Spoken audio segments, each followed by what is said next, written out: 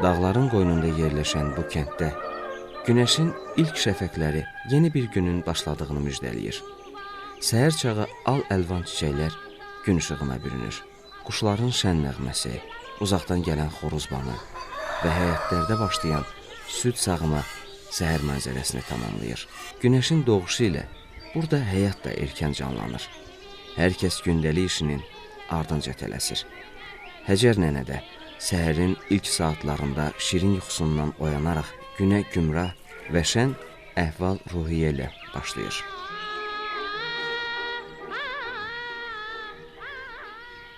Kənddə erkən oyanmağın öz gözəlliyi var. Təbiətin sakitliyi, səhərin sərinliyi və təbii məhsullarla hazırlanan süfrə. Bugün elə biz də kənd həyatına qonaq olmuşuq. Gəlin bir yerdə görək bəs burada səhər yeməyi necə hazırlanır, süfrələrə hansı təbii məhsullar düzülür.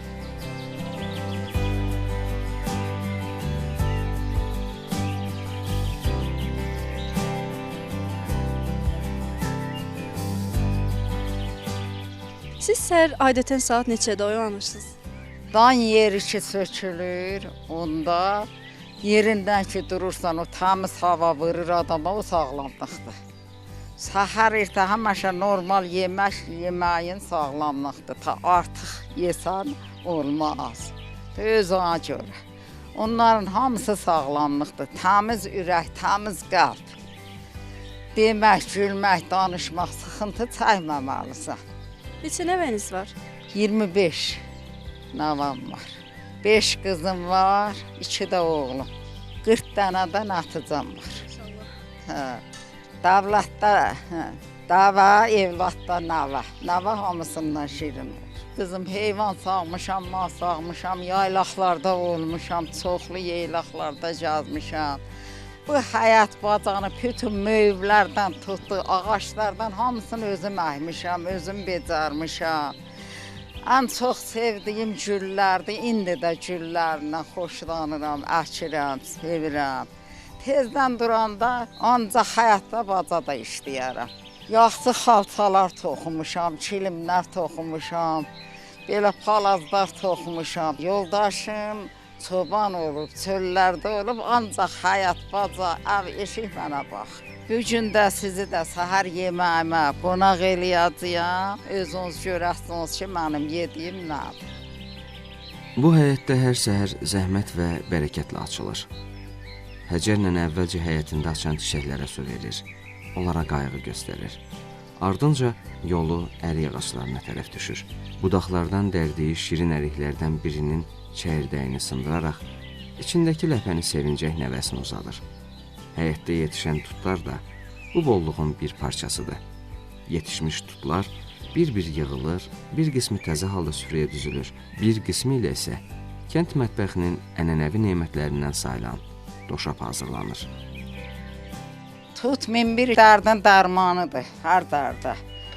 Onu çırpırıq, 2-3 gündən bir belə doşabını pişiririk.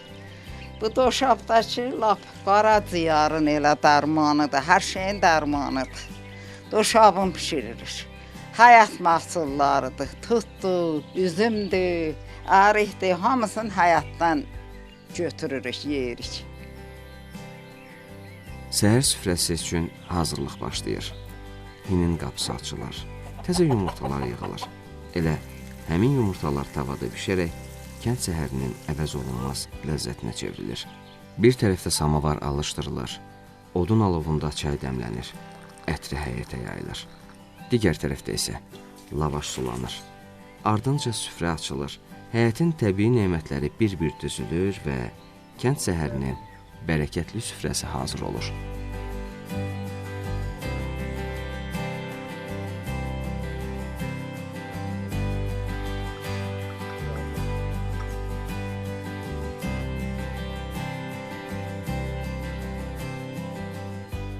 Kənd evində səhər süfrəsinə oturmağın öz yeri var.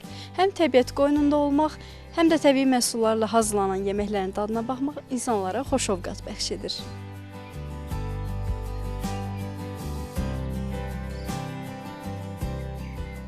Hər məhsulun arxasında zəhmət və torpağa bağlılıq dayanır. Elə bu həyət də təbiətin bəxş etdiyi nemətlərlə kənd həyatının bolluğunu və təbiiliyini özündə yaşadır.